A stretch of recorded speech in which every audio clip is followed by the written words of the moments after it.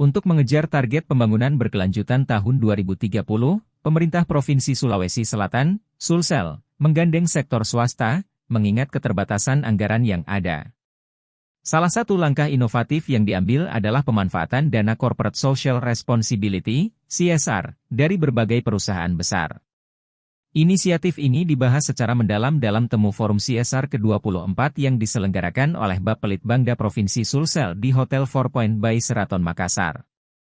Acara ini dibuka oleh Sekretaris Bapelitbangda Sulsel, Dr. Andi, dan dihadiri oleh sejumlah perusahaan besar dan badan usaha milik negara, BUMN, seperti PT Vail, PT PLN, Persero, Antam, TBK, Sementonasa, dan lainnya.